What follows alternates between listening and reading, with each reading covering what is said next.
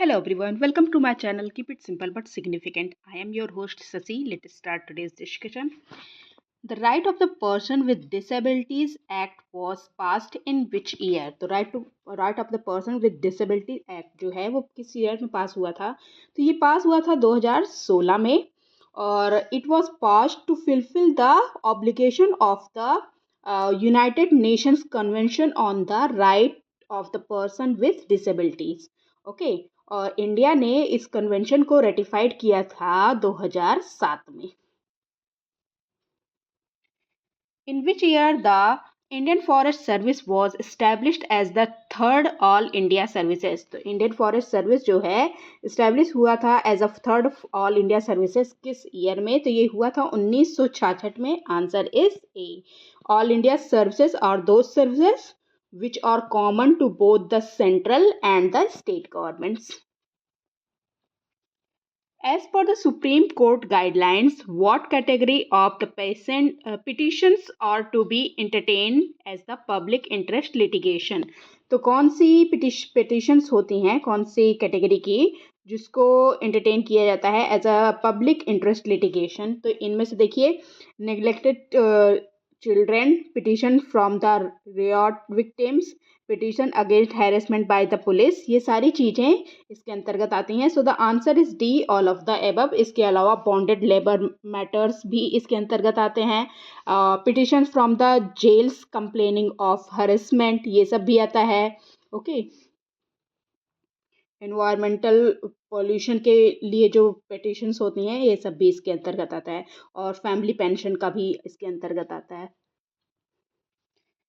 In which year was the first interstate council formed? First inter council जो है कब form हुई थी? तो ये फॉर्म हुई थी 1990 में और इसको रिकमेंडेशन इसकी दी थी सरकारिया कमीशन जी के द्वारा और इसको इम्प्लीमेंट किया गया था by the Janata Dal government और जिसको हेड किया गया था वीपी सिंह के द्वारा. ओके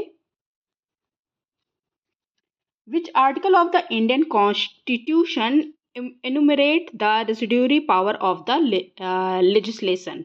तो कौन सा आर्टिकल है जिसमें रेसिड्यूरी पावर दिया गया है? तो ये आर्टिकल है आपका 248. Answer is B. Seventh schedule में 3 लिस्ट दी गई हैं. एक यूनियन लिस्ट है, स्टेट लिस्ट है और कंकरर लिस्ट है. इन तीनों के अंतर्गत जो पावर्स नहीं आती हैं वो उसको रखा गया है रेसिड्यूरी पावर के अंतर्गत. Who announced the Communal Award in August 1932? किसने अनाउंस किया था कॉम्युनल अवार्ड इन अगस्त 1932? तो ये है MacDonald. Answer is C. Okay MacDonald ने 19 अगस्त 1932 में अनाउंस किया था इस कॉम्युनल अवार्ड को और इसमें जो स्कीम थी वो थी representation of the minorities which came to be known as communal award. Okay और इसमें जो अवार्ड है not only continued separate election for the electorates for the Muslim, Sikh, Indian, Christian, Anglo-Indian और यूरोपियन और इसको एक्सटेंड किया गया depressed class तक. Till which of the following ages the chief election commissioner hold office? तो कितनी age तक chief election commissioner office को होल्ड करते हैं?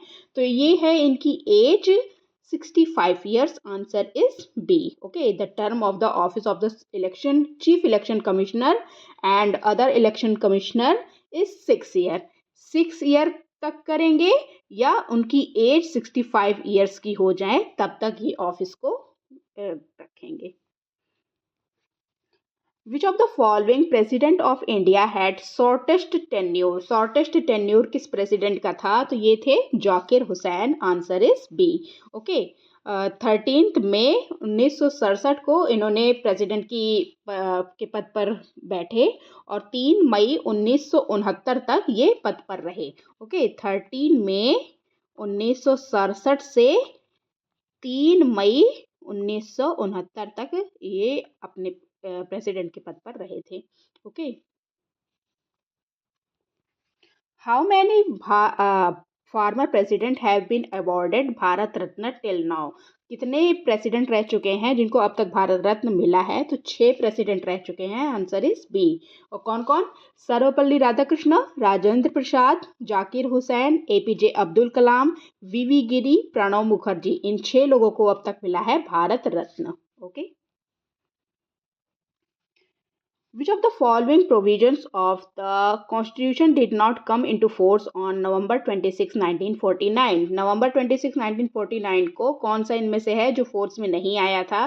तो देखिए, फंडामेंटल राइट्स जो है ये फोर्स में नहीं आया था। Okay, that's all for today. If you like my video, please do like, comment, share and subscribe. Thank you.